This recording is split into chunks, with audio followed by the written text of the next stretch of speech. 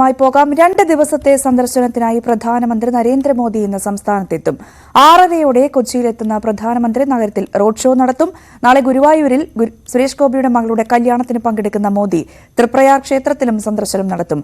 കൊച്ചിയിൽ വിവിധ പദ്ധതികളുടെ ഉദ്ഘാടനവും മോദി നിർവഹിക്കും. കൊച്ചി നഗരത്തിൽ ഉച്ച മുതൽ ഗതാഗത നിയന്ത്രണമുണ്ട്. ലോക്സഭാ തെരഞ്ഞെടുപ്പ് അടുത്തിരിക്കെ 2 ആഴ്ചയ്ക്കിടെ 2ാം തവണയാണ് മോദി കേരളത്തിൽ എത്തുന്നത്. നവമി ദിനേശ്, CV അനുമോദ്, സുവി വിശ്വനാഥൻ എന്നിവർ വാർത്തയുടെ വിശദാംശങ്ങൾ പങ്കുവയ്ക്കും. ആദ്യം CV അനുമോദിലേക്ക് പോവുകയാണ്. Anumod, very good morning. Anumod തൃശ്ശൂരിലാണ് ഉള്ളത്. എന്തായാലും 2 ആഴ്ചക്കിടയിലെ മോദിയുടെ 2ാം സന്ദർശനം, അതും തൃശ്ശൂരും നാളെ എത്തുന്നുണ്ട്. സുരേഷ് ഗോപിയുടെ മകളുടെ കല്യാണത്തിൽ പങ്കെടുക്കുന്നു. ഒപ്പം തൃപ്രയാർ ക്ഷേത്രത്തിലും സന്ദർശനം നടത്തുന്നു. ഈ തൃപ്രയാർ ക്ഷേത്ര സന്ദർശനം ആദ്യത്തെ ഷെഡ്യൂളിൽ ഉണ്ടായിരുന്നില്ല, പിന്നീടാണത് വന്നത്. രാഷ്ട്രീയ പ്രാധാന്യവും ഏറെയാണ്. പ്രത്യേകിച്ചും ജനുവരി 22-ാം തീയതി അയോധ്യയിൽ രാമക്ഷേത്രം തുറന്നുകൊടുക്കുന്നു. അതിന് മുന്നോടിയായി ഒരു ശ്രീരാമക്ഷേത്രത്തിൽ കേരളത്തിൽ മോദി എത്തുന്നു എന്ന് പറയുമ്പോൾ രാഷ്ട്രീയവും കാണണമല്ലോ. എന്താണ് അനുമോദ് തൃശ്ശൂരിലെ ഇതുമായി ബന്ധപ്പെട്ടുള്ള വിവരങ്ങളും ഒപ്പം മോദി എത്തുന്നതിന് മുമ്പുള്ള ഗുരുവായൂരിലെയും തൃപ്രയാറിലെയും ഒക്കെ ഒരുക്കങ്ങൾ?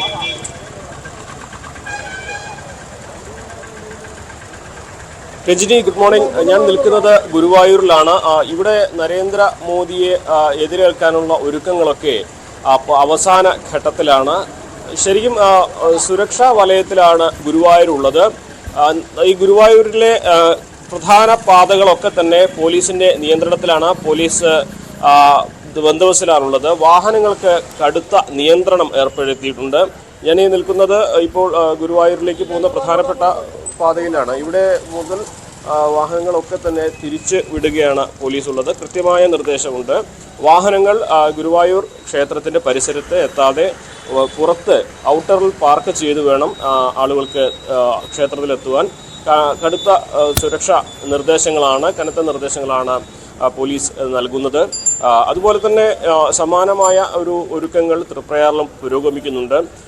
നമുക്കറിയാം, തൃപ്രയാറിലെ അദ്ദേഹത്തിൻ്റെ സന്ദർശനം ഏറ്റവും അവസാനം മാത്രം കൺഫേമായ നിശ്ചയിച്ച ഒരു സന്ദർശനമാണ്.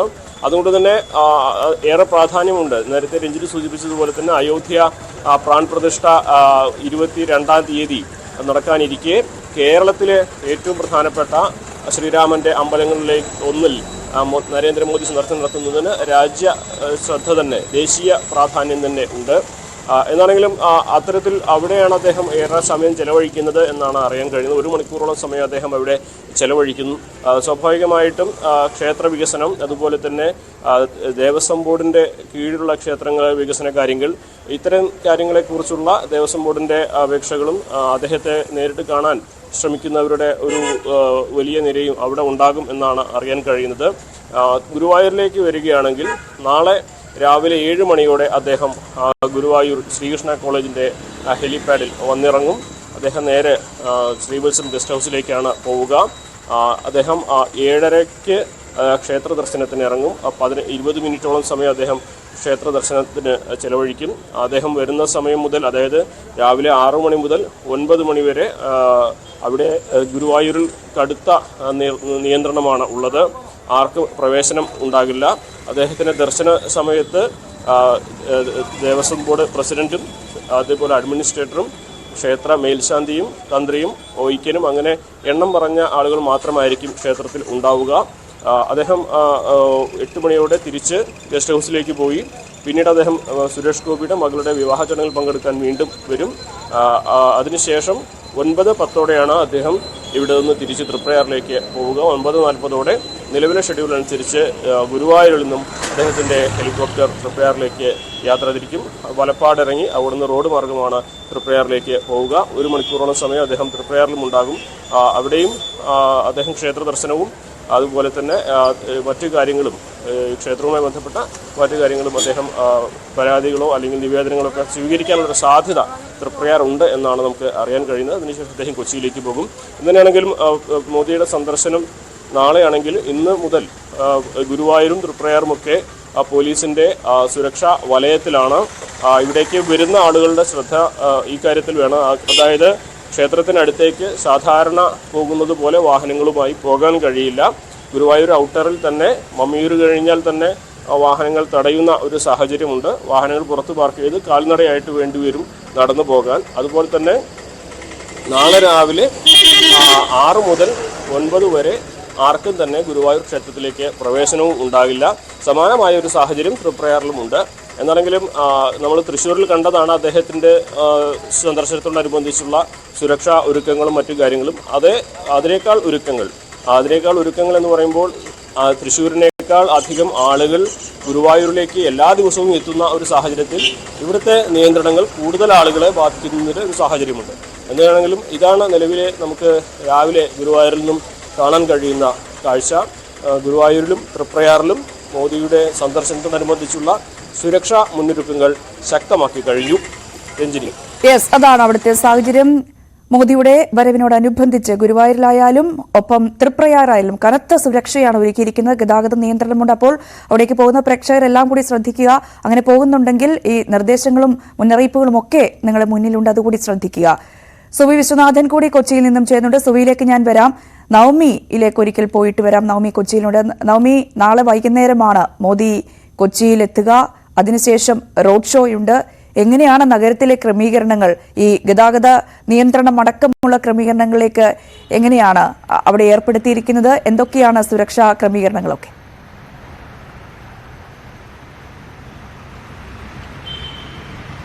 Very good morning Ranjini. പ്രധാനമന്ത്രിയെ വരവേൽക്കാനായി കൊച്ചി ഒരുങ്ങിക്കഴിഞ്ഞു. ഇന്ന് വൈകുന്നേരം കൊച്ചി ഷിപ്പ്യാർഡിലെത്തുന്ന കൊച്ചിയിൽ ഹെലികോപ്റ്ററിൽ എത്തുന്ന നരേന്ദ്രമോദി ഗസ്റ്റ് ഹൌസിലാണ് ഇന്നത്തെ ദിവസം തങ്ങുന്നത്. അത് MG റോഡ് മുതൽ ഗസ്റ്റ് ഹൌസ് വരെ ഒരു റോഡ് ഷോ ആയിട്ടായിരിക്കും അദ്ദേഹം ഗസ്റ്റ് ഹൌസിലേക്ക് പോവുക. അതിനുശേഷം നാളെയാണ് തൃശ്ശൂരിലേക്ക് കല്യാണത്തിന് വേണ്ടി പുറപ്പെടുന്നത്. ഞാനിപ്പോൾ നിൽക്കുന്നത് MG റോഡിലാണ്. ഇവിടെ നിന്നാണ് മോദിയുടെ റോഡ് ഷോ ആരംഭിക്കുന്നത്. MG റോഡ് വഴി DCCയുടെ ഫ്രണ്ടിലൂടെ സുഭാഷ് പാർക്ക്, അതിനുശേഷം കമ്മീഷൻ ഓഫീസ്, അവിടുന്ന് നേരെ ഗസ്റ്റ് ഹൌസ്. അങ്ങനെ 2 കിലോമീറ്റർ ആയിരിക്കും പ്രധാനമന്ത്രിയുടെ റോഡ് ഷോ. 50,000 പ്രവർത്തകരെ അണിനിരത്താനാണ് പാർട്ടിയുടെ തീരുമാനം. 50,000 പ്രവർത്തകർ ഇവിടെ അണിനിരക്കുമെന്നാണ് നമുക്ക് പാർട്ടിയിൽ നിന്നും ലഭിക്കുന്ന വിവരങ്ങൾ. നമ്മൾ ഈ ദൃശ്യങ്ങൾ കാണുന്നത് പോലെ തന്നെ 2 സൈഡും, അതായത് പ്രധാനമന്ത്രിയുടെ റോഡ് ഷോ കാണാൻ എത്തുന്ന പ്രവർത്തകർക്കായി 2 സൈഡും ബാരിക്കേഡുകൾ വെച്ച് നിർത്തിയിട്ടുണ്ട്. ബാരിക്കേഡുകൾക്ക് അപ്പുറമായിരിക്കും പ്രവർത്തകർ നരേന്ദ്രമോദിയെ കാണാനായി, അഭിവാദ്യം ചെയ്യാനായി എത്തുന്നത്. ഇരുവശങ്ങളും നമുക്ക് കഴിഞ്ഞ തവണ യുവം പരിപാടിയിൽ പ്രധാനമന്ത്രി കൊച്ചിയിലെത്തിയപ്പോൾ നമ്മൾ കണ്ടതാണ്. ആ ദൃശ്യങ്ങളെല്ലാം പുഷ്പവൃഷ്ടി അർപ്പിച്ചാണ് പ്രവർത്തകർ പ്രധാനമന്ത്രിയെ സ്വീകരിക്കുന്നത്. അതിനു വേണ്ടിയിട്ടുള്ള എല്ലാ സൗകര്യങ്ങളും ഈ വഴി നീളെ, ഈ 2 കിലോമീറ്റർ ഉടനീളം തയ്യാറായി കഴിഞ്ഞു. അതോടൊപ്പം തന്നെ പ്രവർത്തകർക്ക് പ്രധാനമന്ത്രിയെ കാണാനുമുള്ള എല്ലാ സൗകര്യങ്ങളും ഇവിടെ ഒരുക്കിയിട്ടുണ്ട്. ഇതിൽ പ്രധാനപ്പെട്ടത്, കഴിഞ്ഞ ദിവസം പ്രധാനമന്ത്രി കൊച്ചിയിലെത്തുന്നു എന്ന് അറിഞ്ഞത് മുതൽ തന്നെ സുരക്ഷയും ഇവിടെ ശക്തമാക്കിയിരുന്നു. SPG ഉദ്യോഗസ്ഥർ അടക്കം വന്ന് അവരുടെയൊക്കെ നിരീക്ഷണത്തിലാണ് ഈ കൊച്ചിയുടെ പ്രധാനപ്പെട്ട ഹൃദയഭാഗം. അതോടൊപ്പം തന്നെ പോലീസിന്റെ സന്നാഹവും, ഏകദേശം 2000-ഓളം പോലീസുകാരെ അണിനിരത്തും എന്നാണ് നമുക്ക് ഏറ്റവും ഒടുവിലായി അറിയാൻ കഴിയുന്നത്. പോലീസുകാരുടെയും ഒക്കെ സുരക്ഷ ഇവിടെ ശക്തമായി തന്നെ തുടരുകയും ചെയ്യും. ഏകദേശം 1 മണിയോടുകൂടി പ്രവർത്തകരെല്ലാം അല്ലെങ്കിൽ പ്രധാനമന്ത്രിയെ കാണാൻ എത്തുന്നവരെല്ലാം ഇവിടേക്ക് എത്തിത്തുടങ്ങുമെന്നാണ് അറിയാൻ കഴിയുന്നത്. അതിനുശേഷം 3 മണിയോടുകൂടിയായിരിക്കും ഈ സ്ഥലം അടയ്ക്കുകയും ചെയ്തും. ഇവിടെയുള്ള ഒരു ഗതാഗത നിയന്ത്രണവും ശക്തമാക്കിയിട്ടുണ്ട്. കാരണം നല്ല സുരക്ഷ വേണ്ട ഒരു ഇടമാണ്. അതുകൊണ്ട് തന്നെ ഉച്ചയ്ക്ക് ശേഷം ഈ ഭാഗത്തേക്ക്, അതായത് MG റോഡ് മുതൽ ഗസ്റ്റ് ഹൌസ് വരെയുള്ള ഭാഗങ്ങളിലെല്ലാം റോഡുകളെല്ലാം അടച്ചിരിക്കും. ഗതാഗതം പൂർണ്ണമായും നിയന്ത്രിക്കും. അതിനുശേഷം പ്രധാനമന്ത്രിയെ കാണാൻ എത്തുന്നവർ 2 മണിക്ക് മുൻപ് തന്നെ ഇവിടേക്ക് എത്തിച്ചേരണമെന്നാണ് BJP നേതൃത്വം അറിയിക്കുന്നത്. അതിനുശേഷം ആരെയും ഉള്ളിലേക്ക് കടത്തിവിടില്ല എന്നാണ് BJP നേതൃത്വം അറിയിക്കുന്നത്. അങ്ങനെ കൊച്ചി എല്ലാവിധത്തിലും പ്രധാനമന്ത്രിയെ വരവേൽക്കാനായി ഒരുങ്ങിക്കഴിഞ്ഞു. ഇനി മറ്റൊന്ന്, ഇന്ന് വൈകുന്നേരം ഈ റോഡ് ഷോ കഴിഞ്ഞ ശേഷം പ്രധാനമന്ത്രി ഗസ്റ്റ് ഹൌസിൽ തങ്ങും. അതിനുശേഷം നാളെ പുലർച്ചെയാണ് ഗുരുവായൂരിലേക്ക് അദ്ദേഹം പുറപ്പെടുക. സുരേഷ് ഗോപിയുടെ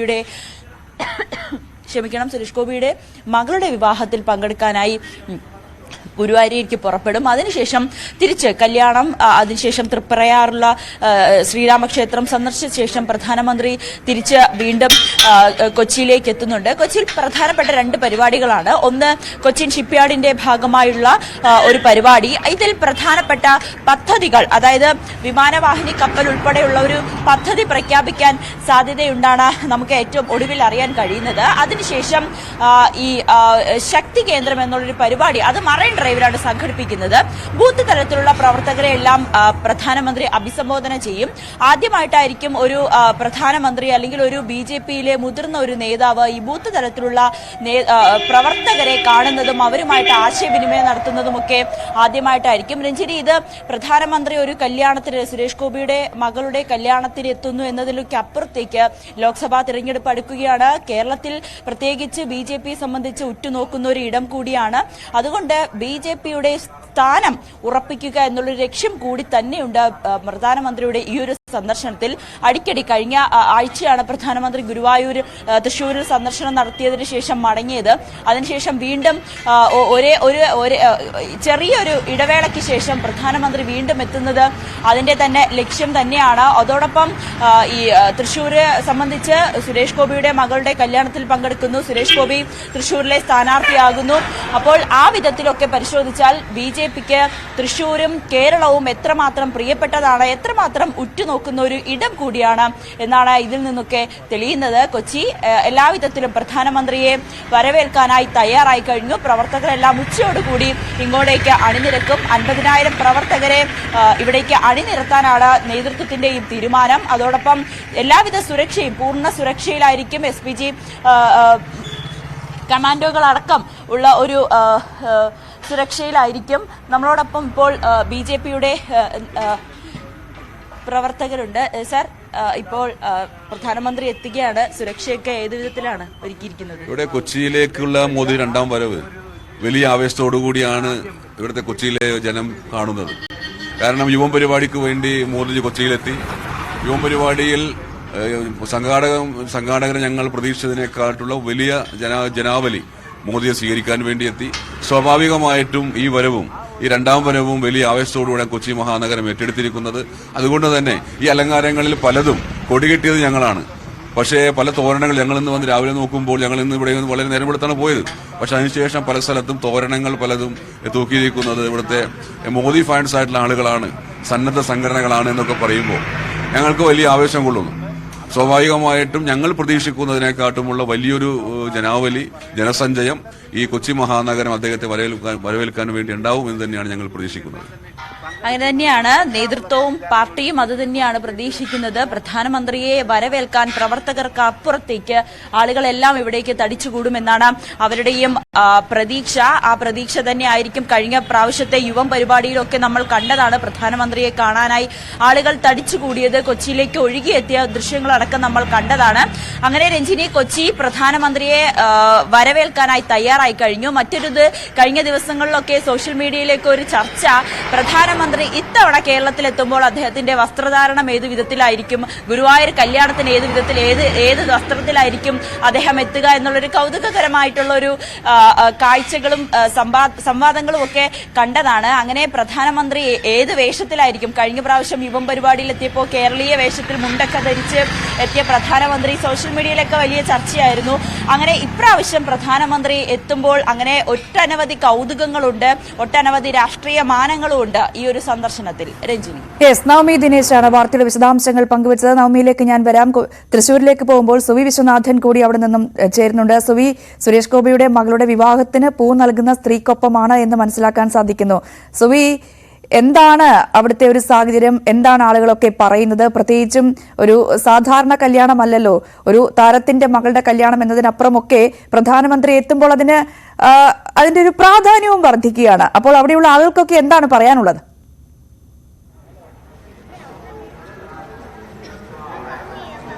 രഞ്ജിനി, ഗുരുവായൂർ അമ്പലത്തിലെ മനോഹരമായ ഒരു പ്രഭാതമാണ്. നരേന്ദ്രമോദി എത്തുന്നു എന്നതുകൊണ്ട് തന്നെ കനത്ത സുരക്ഷാ വലയത്തിലാണ് അമ്പലം ഉള്ളത്.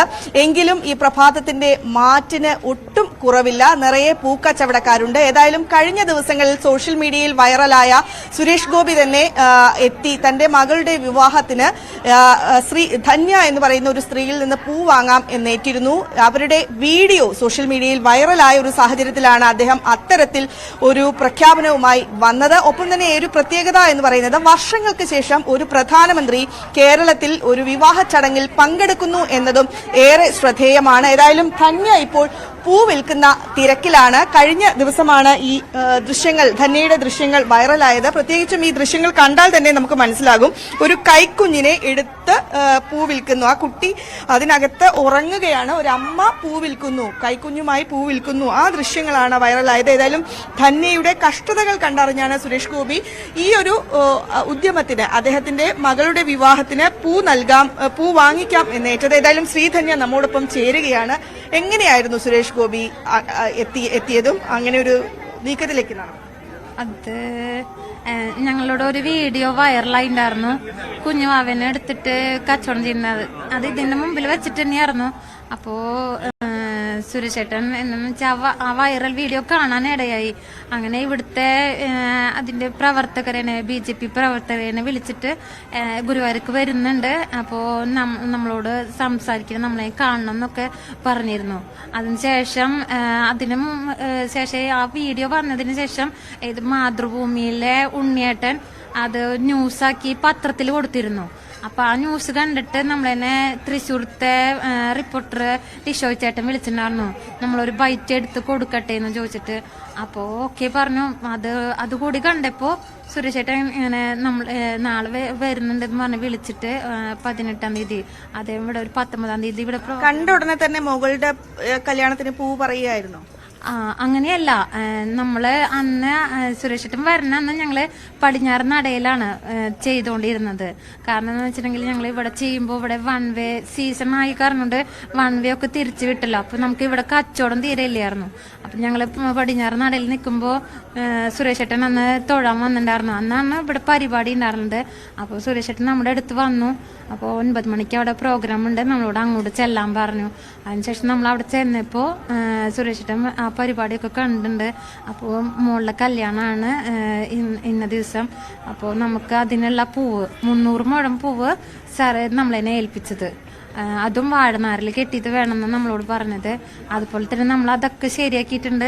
300 മുഴമല്ല, ഇപ്പൊ നമ്മൾ അതിനേക്കാളും കുറച്ചും കൂടി കൂടുതലായിട്ട് നമ്മൾ കൊടുക്കുന്നുണ്ട്. കാരണം പറഞ്ഞ പൂവ് ചിലപ്പോ ലേഡീസ് അല്ലേ, അപ്പൊ അവർക്ക് എന്തായാലും തികയാതെ വരരുത്, നമ്മൾ കുറച്ചും കൂടി കൂടുതലായിട്ട് കൊടുക്കുന്നുണ്ട്. എവിടുന്നാണ് ഈ പൂവ് എത്തിച്ചത്? ഇപ്പോ നമ്മൾ എന്താന്ന് വെച്ചിട്ടുണ്ടെങ്കിൽ അത് നമ്മൾ ഒരുപാട് സ്ഥലത്ത് നമ്മൾ പോയി നോക്കി. ഇപ്പോ തിരുവനന്തപുരത്ത് കുറെ സ്ഥലത്ത് നമ്മൾ പോയി നോക്കി. അപ്പൊ പോയി നോക്കിയപ്പോഴൊക്കെ എന്താന്ന് വെച്ചിട്ടുണ്ടെങ്കിൽ അവരൊക്കെ നമ്മളോട് നമ്മൾ ഇന്ന ആൾക്കാണ്, ഇന്ന സുരേഷ് ഗോപി സാറിന് വേണ്ടിയിട്ടാണെന്ന് പറയുമ്പോൾ അവർക്ക് നമ്മളോട് ഒരുപാട് റേറ്റിന്റെ പ്രോബ്ലംസ് വന്നു അവിടെ. അപ്പൊ നമ്മൾ നേരിട്ട് നമ്മൾ എന്താന്ന് വെച്ചിട്ടുണ്ടെങ്കിൽ സാർ പിന്നീട് ഒരു ദിവസം ഇവിടെ വന്നപ്പോൾ ഞങ്ങൾക്ക് അഡ്വാൻസ് തന്നു. ഞങ്ങൾ പിന്നെ കോയമ്പത്തൂർ പോയി നേരിട്ട് കണ്ട്, അവിടെ പൂ മാർക്കറ്റിലൊക്കെ പോയി കണ്ട്, അവിടുന്ന് ഒരാളെയായിട്ട് കാര്യങ്ങളൊക്കെ സംസാരിച്ച് അവിടെ ഇപ്പൊ പറഞ്ഞ് സംസാരിച്ചു, കാര്യങ്ങളൊക്കെ അഡ്വാൻസ് കൊടുത്തു. അവര് നമുക്ക് അതുപോലെ തന്നെ നമ്മൾ പറഞ്ഞ പ്രകാരം തന്നെ പൂ കേട്ടിട്ട് ഇന്ന് എത്തിച്ചു തരും നമ്മൾക്ക്. ധന്യ, എത്ര നാളായി ഇങ്ങനെ പൂ വിൽക്കാൻ തുടങ്ങിയിട്ട് ഗുരുവായൂർ നടയിൽ? ഇപ്പോ ഞങ്ങള് രണ്ടുപേരും കല്യാണം കഴിഞ്ഞിട്ട് ഇപ്പോ ഒരു 2-2.5 കൊല്ലം കഴിഞ്ഞു. ഞങ്ങള് കല്യാണം കഴിഞ്ഞ അവിടുന്ന് തുടങ്ങിയിട്ടാണ് നമ്മള് ഈ കച്ചവടം തുടങ്ങിയത്. കാരണം എന്താണെന്ന് വെച്ചിട്ടുണ്ടെങ്കിൽ ചേട്ടന് പെട്ടെന്ന് ഹാർട്ടിന് സുഖമില്ലാണ്ടായി. അപ്പോൾ തിരുവനന്തപുരം മെഡിക്കൽ കോളേജിലത്തെ ട്രീറ്റ്മെന്റ് ആണ് ചേട്ടന്. അപ്പോൾ അതിനുശേഷം എന്താണെന്ന് വെച്ചിട്ടുണ്ടെങ്കിൽ ഭാരമുള്ള ജോലിക്കൊന്നും ചേട്ടന് പറ്റില്ല. പിന്നെ ആൻജിയോപ്ലാസ്റ്റി കഴിഞ്ഞു. അപ്പോൾ 2 ബ്ലോക്ക് തീർത്തിട്ടുള്ളൂ, 3 സ്റ്റെഡ് ഇട്ടുണ്ട്, ഇനി 1 ബ്ലോക്കും കൂടി ഉണ്ട് ഓൾറെഡി. അതിനുശേഷം 2 പ്രാവശ്യം വീണ്ടും അറ്റാക്ക് വന്നു. അപ്പൊ തീരെ അങ്ങനത്തെ ജോലികളൊന്നും ചെയ്യാൻ പറ്റില്ലല്ലോ. പിന്നെ നമ്മൾ ഈ ജോലി തന്നെ തുടർന്നുകൊണ്ട് പോവാണ്. എവിടെയാ വീട്? ഗുരുവായൂർ തന്നെയാ? അതെ, ഞങ്ങള് വേറെ സ്ഥലത്തായിരുന്നു താമസിച്ചിരുന്നത്. അത് ഇതിലിപ്പോ എല്ലാവർക്കും അറിയാം. ഇപ്പോ നമ്മൾ അത് ഒരുപാട് പ്രോബ്ലംസും കാര്യങ്ങളൊക്കെ ഉണ്ടായിരുന്നു. ഇപ്പൊ എന്താന്ന് വെച്ചിട്ടുണ്ടെങ്കില് സുരേഷ് ഏട്ടന്റെ ഈ ഒരു കച്ചവടം അത് നമുക്ക് ആ ഓർഡർ തന്നില്ലേ, അതിനുശേഷം അത് കണ്ടിട്ട് ഒരുപാട് പേര് നമ്മളോട് ഇങ്ങനെ ഓർഡർ പറയുന്ന എല്ലാത്തിനും അത് കണ്ടിട്ട് നമ്മളോട് ഇപ്പോൾ പാലക്കാട് നിന്നുള്ള ഒരു ചേട്ടൻ ഞങ്ങളുടെ അടുത്ത് ഇവിടെ വന്ന് അന്വേഷിച്ച് വന്നിട്ട് ആ ചേട്ടനാണ് ഇപ്പൊ ഞങ്ങൾക്കൊരു ഫ്ലാറ്റ് കിഴക്കിനടയിൽ ഞങ്ങൾക്കൊരു ഫ്ലാറ്റ് എടുത്ത് തന്നു. ആ ചേട്ടൻ ഒരു 6 മാസത്തെ വാടകയും അഡ്വാൻസും ഒക്കെ ആ ചേട്ടൻ തന്നെ കൊടുത്തു. നമുക്കിനി ഒരു കൊല്ലത്തിന് അതിന്റെ ഒരു പ്രോബ്ലംസ് ഒന്നും ഇല്ല. ആ ചേട്ടൻ വാടകയൊക്കെ കൊടുത്ത് ഇതാക്കിയിട്ടുണ്ട്. അപ്പൊ ഈ വാവ ഉറങ്ങുകയാണല്ലോ, പെൺകുട്ടിയാണോ ആൺകുട്ടിയാണ്. പേരെന്താ? അനന്തകൃഷ്ണൻ.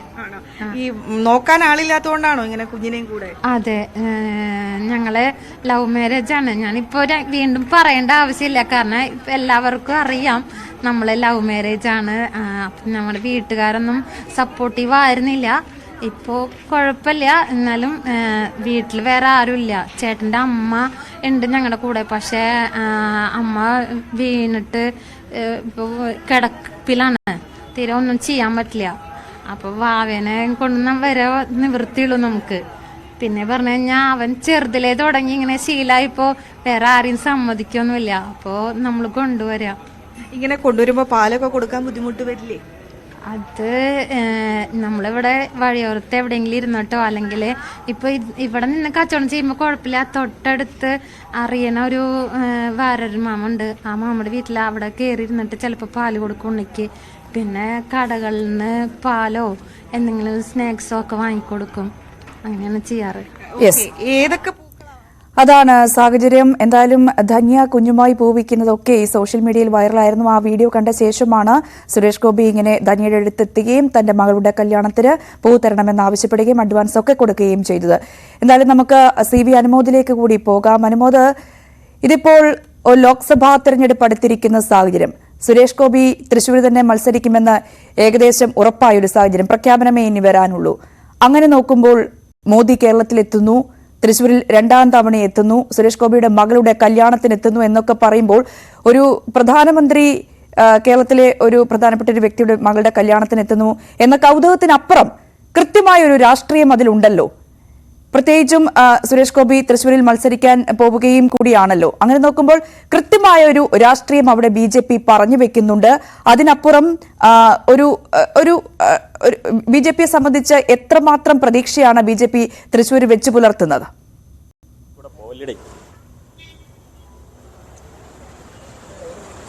രഞ്ജിനി, കൃത്യമായ രാഷ്ട്രീയം തന്നെയാണ് BJP ഇവിടെ പയറ്റുന്നത്.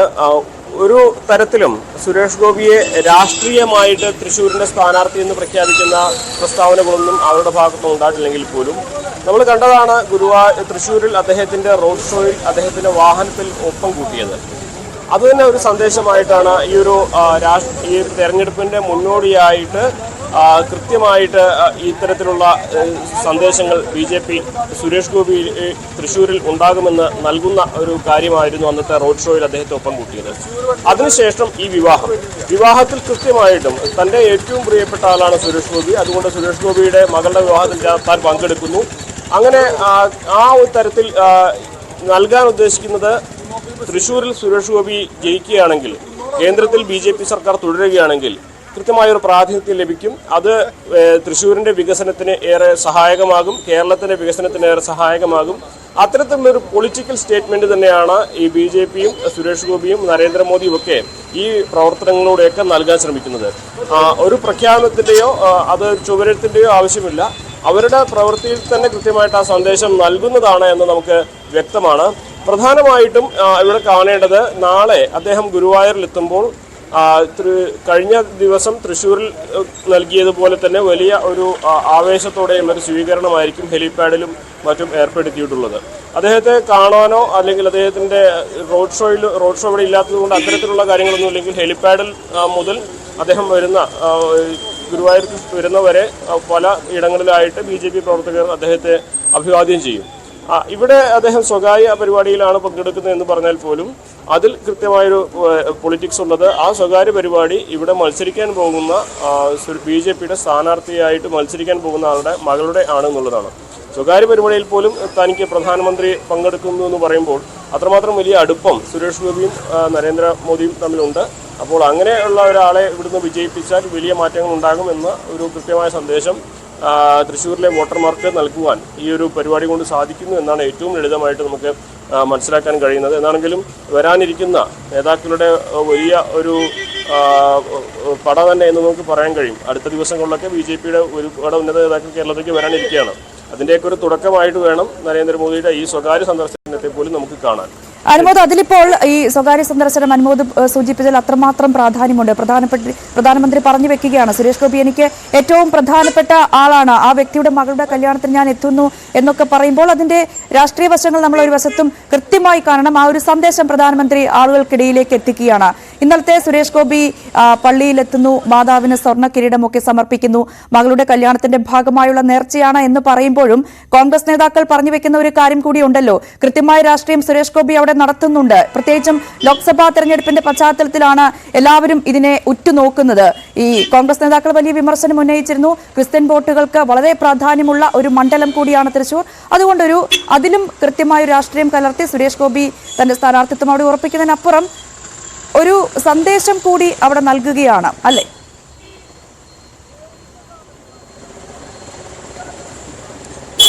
സുരേഷ് ഗോപിയുടെ ഇന്നലത്തെ മാതാവിന് സ്വർണ്ണക്കിരീടം നൽകിയതുമായി ബന്ധപ്പെട്ട വലിയ വിമർശനങ്ങളൊക്കെയാണ് കോൺഗ്രസിന്റെ ഭാഗത്തു നിന്നൊക്കെ ഉയരുന്നത്. സാമൂഹ്യ മാധ്യമങ്ങളിലും വലിയ വിമർശനമുണ്ട്. എന്തുകൊണ്ടാണ് തൃശ്ശൂരിലെത്തി തന്നെ സ്വർണ്ണക്കിരീടം നൽകിയത്?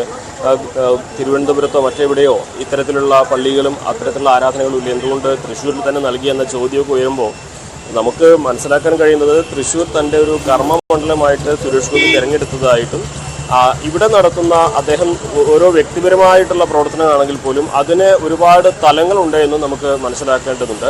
ഇവിടെ ഒന്നും എല്ലാത്തിനും വെറുതെ എന്ന രീതിയിൽ അല്ലെങ്കിൽ തൻ്റെ സ്വകാര്യമാണ് എന്ന് പറഞ്ഞ് അദ്ദേഹം ചെയ്യുന്നതിൽ പോലും കൃത്യമായ രാഷ്ട്രീയമായിട്ടുള്ള ലക്ഷ്യങ്ങൾ നമുക്ക് കണ്ടെത്തേണ്ടി വരും. കാരണം നമുക്കറിയാം തൃശ്ശൂരിലെ തെരഞ്ഞെടുപ്പിൻ്റെ ജനവിധി നിർണ്ണയിക്കുന്നതിൽ ഏറ്റവും നിർണായകമായിട്ടുള്ളത് ക്രിസ്ത്യൻ വോട്ടുകൾ തന്നെയാണ്. തനിക്ക് തൻ്റെ വിശ്വാസപ്രകാരം താൻ ക്രിസ്ത്യൻ ചർച്ചിൽ പോകുന്നു, അവിടുത്തെ മാതാവിന് സ്വർണ്ണക്കിരീടം നൽകുന്നു, അത് തൻ്റെ നേർച്ചയാണ്, തൻ്റെ വിശ്വാസമാണ്, തൻ്റെ സ്വകാര്യമായിട്ടുള്ള കാര്യമാണ് എന്നെല്ലാം സുരേഷ് ഗോപി പറയുമ്പോൾ പോലും ഇത് സ്വാധീനിക്കുന്ന വലിയ ഒരു വിഭാഗങ്ങളുണ്ട് എന്നാണ് BJP കരുതുന്നത്. ഇതിൻ്റെ കൃത്യമായിട്ടുള്ള പൊളിറ്റിക്സ് അതാണ്.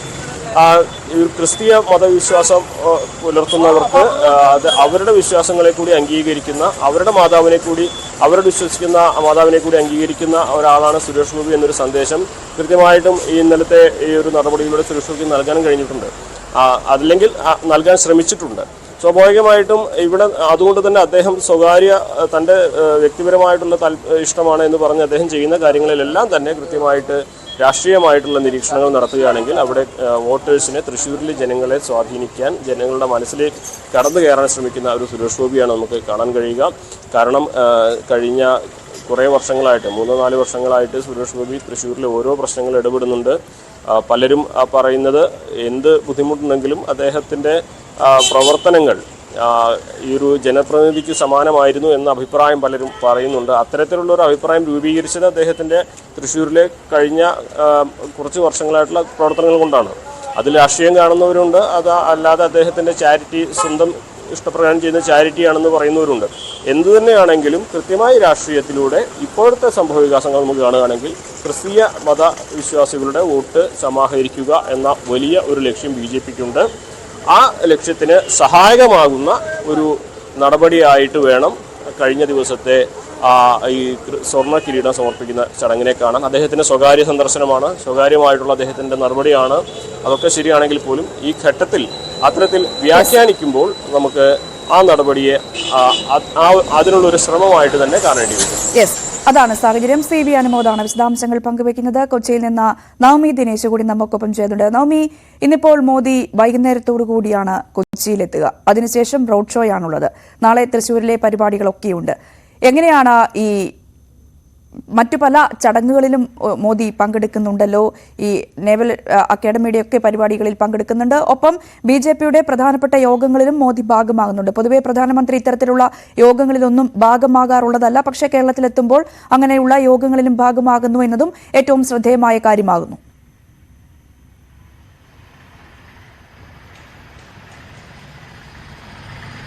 തീർച്ചയായും രഞ്ജിനി, മോദിയുടെ ഈ ഒരു സന്ദർശനം അത് ലോക്സഭാ തെരഞ്ഞെടുപ്പിന് മുന്നോടിയായി അണികളെ ഒരുമിപ്പിക്കാൻ അല്ലെങ്കിൽ വോട്ടുറപ്പിക്കാനുള്ള അതിന് മുന്നോടിയായിട്ടുള്ള ഒരു ഒരുക്കമായി തന്നെയാണ് നമ്മൾ ഈ ഒരു സന്ദർശനത്തിന്റെയും കാണുന്നത്. കാരണം തൃശ്ശൂരിൽ ആദ്യം ഗുരുവായൂരിൽ കല്യാണത്തിന് മാത്രം എത്തുന്നു എന്നാണോ, പ്രധാനമന്ത്രി ആദ്യം കല്യാണത്തിനാണ് എത്തുന്നു എന്ന് മാത്രമാണ് നമുക്ക് ആദ്യമായി ലഭിച്ച വിവരം. പിന്നീടാണ് കൊച്ചിയിലും മറ്റ് പരിപാടികളിലും അദ്ദേഹം പങ്കെടുക്കുന്നുണ്ട് എന്നുള്ളൊരു രീതിയിലേക്ക് മാറുന്നത്. അതും ഈ ബൂത്ത് തലത്തിലുള്ള പ്രവർത്തകർ ഒന്നിക്കുന്ന ശക്തി കേന്ദ്രം പരിപാടിയിലാണ് പ്രധാനമായും പ്രധാനമന്ത്രി അഭിസംബോധന ചെയ്യുക, പ്രവർത്തകരെ അഭിസംബോധന ചെയ്യുക. ഇതൊക്കെ ഒരു തിരഞ്ഞെടുപ്പ് മുന്നിൽ കണ്ടുകൊണ്ടുള്ള ഒരു നീക്കമായിട്ട് തന്നെയാണ് നമ്മൾ കരുതുന്നത്. ഇന്ന് ഇപ്പോൾ വൈകുന്നേരം നെടുമ്പാശ്ശേരിയിൽ വിമാനമിറങ്ങുന്ന പ്രധാനമന്ത്രി അതിനുശേഷം ഷിപ്പ്യാർഡിൽ എത്തുന്നു. അവിടെ നിന്നാണ് റോഡ് ഷോയായി MG റോഡ് വഴി ഗസ്റ്റ് ഹൌസിലാണ് ഇന്ന് അദ്ദേഹം തങ്ങുന്നത്, ഗസ്റ്റ് ഹൌസിലേക്ക് പോകുന്നത്. 2 കിലോമീറ്റർ റോഡ് ഷോ ആയിട്ടായിരിക്കും അദ്ദേഹം ഗസ്റ്റ് ഹൌസിലേക്ക് പോകുക. ഇരുഭാഗങ്ങളും ഈ MG റോഡ് മുതൽ സുഭാഷ് പാർക്ക്, കമ്മീഷണർ ഓഫീസ്, അത് കഴിഞ്ഞിട്ട് ഗസ്റ്റ് ഹൌസിലേക്ക് പോകുന്നു. ഈ സ്ഥലങ്ങളിലെല്ലാം ഇരുവശങ്ങളും ബാരിക്കേഡ് കൊണ്ട് മറച്ചു വെച്ച് ബാരിക്കേഡ് കെട്ടിയിരിക്കുകയാണ്. ഇതിന് ഇപ്പുറത്ത് നിന്നായിരിക്കും പ്രവർത്തകർക്ക് അല്ലെങ്കിൽ നരേന്ദ്രമോദിയെ കാണാൻ എത്തുന്നവർക്ക് അദ്ദേഹത്തെ അഭിസംബോധന ചെയ്യാനുള്ളൊരു അവസരമുണ്ടാവുക. ആ സമയത്ത് തന്നെ പുഷ്പവൃഷ്ടി അർപ്പിക്കുവാനുമൊക്കെ ഉള്ളൊരു അവസരം ജില്ലാ നേതൃത്വം ഒരുക്കി കൊടുക്കുകയും ചെയ്യുന്നുണ്ട്. ഇതെല്ലാം പ്രധാനമന്ത്രിയുടെ ഒരു തിരഞ്ഞെടുപ്പ് മുന്നിൽ കണ്ടുകൊണ്ടുള്ള ഒരു നീക്കം ആയി തന്നെയാണ് രാഷ്ട്രീയ നിരീക്ഷകരും ഇതിനെ നോക്കിക്കാണുന്നത്. അത്തരത്തിൽ തന്നെയാണ് കൊച്ചി എല്ലാവിധത്തിലും പ്രധാനമന്ത്രിയെ